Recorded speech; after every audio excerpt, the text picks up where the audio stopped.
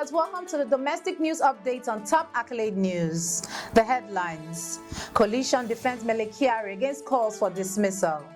Atiku slammed Tinubu's economic policies. Federal government launches 75 billion naira loan scheme for MSMEs. Nigeria poised to lead Africa's blue economy.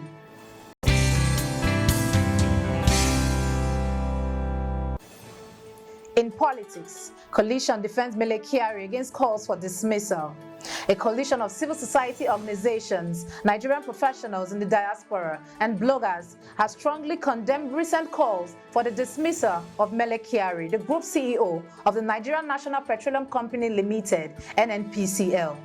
Leaders of the coalition of civil society organization against corruption, Nigerian professionals in diaspora, and bloggers describe the accusation against Kyari as baseless and aim at undermining the progress made under his leadership. They commended Kyari for driving reforms in Nigeria's oil and gas sector, highlighting his efforts in promoting transparency, professionalism, and operational efficiency. The coalition called on President Bola Tinubu to reject the unfounded demands for Kyari's removal and continue to support the positive changes in the sector.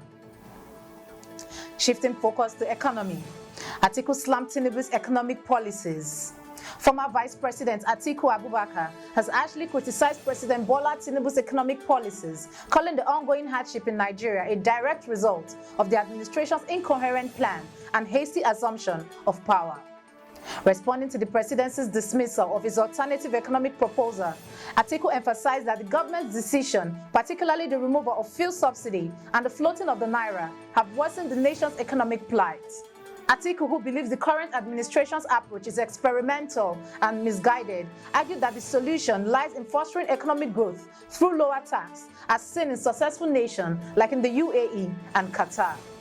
He warned that without urgent intervention, the mounting economic hardship could lead to dire consequences for the country. Public figures across the country, including former lawmakers and educationists, have echoed Atiku's concerns, citing widespread hunger, insecurity, and increasing burden on Nigerians. Still in economy, federal government launches 75 billion naira loan scheme for MSMEs. The federal government has officially launched a 75 billion naira loan scheme for micro, small, and medium enterprises, MSMEs, aimed at boosting economic growth and job creation across the country. Announced by the Senior Special Assistant to the President on Job Creation, Tola Adekunle Johnson, the loan, facilitated by the Bank of Industry, offers single-digit interest rates of just 9% with up to 1 million naira available for qualified businesses. The scheme, which targets both established and new enterprises, was introduced as part of a wider 200 billion naira Presidential Intervention Fund. Speaking at town hall meetings held in Ogun, Bauchi, Enugu, and Kaduna, officials urged MSMEs to take advantage of the loan's favorable terms while stressing the importance of meeting basic requirements such as registration with the Corporate Affairs Commission and the provision of a guarantor. The initiative aimed to empower small businesses, increase job opportunities, and drive Nigeria's economic recovery. Moving on in economy, Nigeria poised to lead Africa's blue economy. Nigeria is well positioned to lead Africa's blue economy, according to the African Union, thanks to its vast coastline, rich marine resources, and strategic location. Speaking at the closing of the National Shareholders Workshop in Abuja, Gorgeous Aseko, the African Union's head of Blue Economic Division, highlighted Nigeria's growing aquaculture sector and the establishment of a dedicated ministry for the blue economy. He emphasized that the country's potential for sustainable growth in areas such as food security, job creation, and environmental potentials aligns with Africa's broader vision under Agenda 2063. The Nigerian Minister for Blue Economy, Adegboyega Oyetola, echoed this, stressing that the newly developed National Blue Economic Strategy will be key to unlocking the full potential of marine and coastal resources through collaboration research and public-private partnerships. Oyetola called for collective action among governments, businesses, and civil society to drive the strategy's successful implementation and set a model for the continent. You are watching the domestic news updates on Top Accolade News. Do stay with us. Still to come.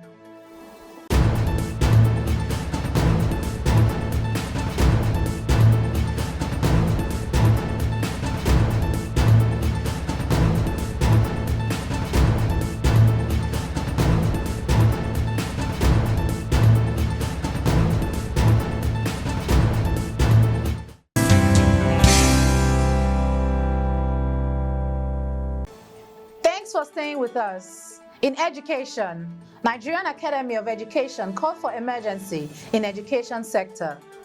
The Nigerian Academy of Education has called on President Bola Tinubu to declare a state of emergency in Nigeria's education sector, citing widespread decay and mismanagement.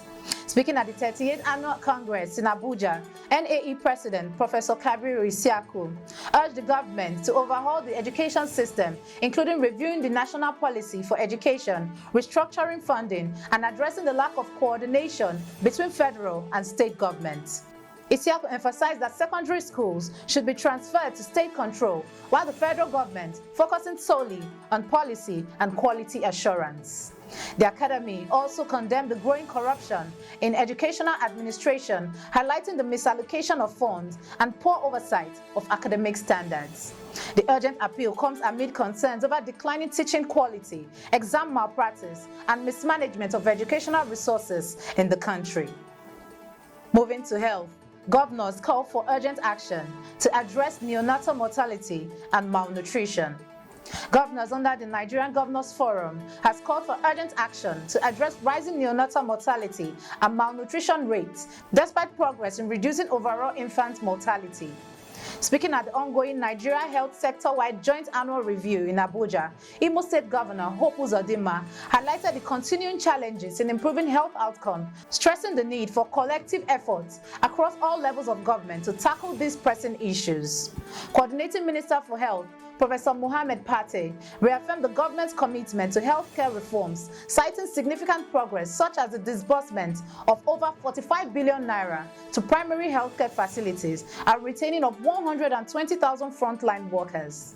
While acknowledging improvement in infectious disease control, Dr. Pate called for intensified focus on child immunization and malnutrition, urging all stakeholders to stay accountable in achieving better health outcomes for all Nigerians.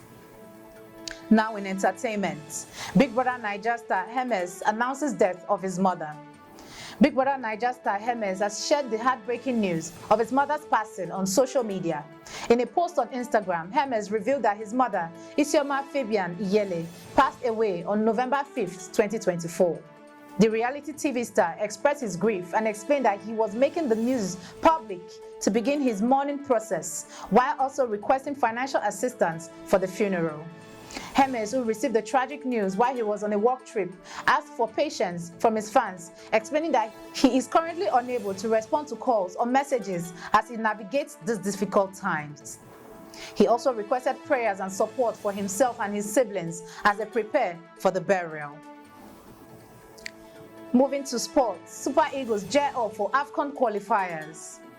Nigeria's Super Eagles have named a strong 25-man squad for the final rounds of the 2025 African Cup of Nations qualifiers against Benin Republic and Rwanda.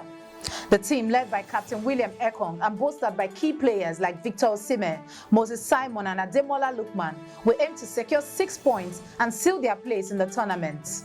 Coach Augustine Iguavon has also included returning players such as Sadiq Umar and Gabriel Osho, along with debutant defender Victor Collins. The Super Eagles will first face Benin Republic on November 14th in Abidjan before traveling to Uyo to take on Rwanda on November 18th. Currently top of Group D with 10 points, Nigeria only needs a point against Benin to guarantee their qualification. That concludes our domestic news update for today. Stay tuned for more domestic news and developments. Thanks for joining us. I am Okocha Ojo-Arumi. Connect and engage with us on all our social media handles. Do have a wonderful day.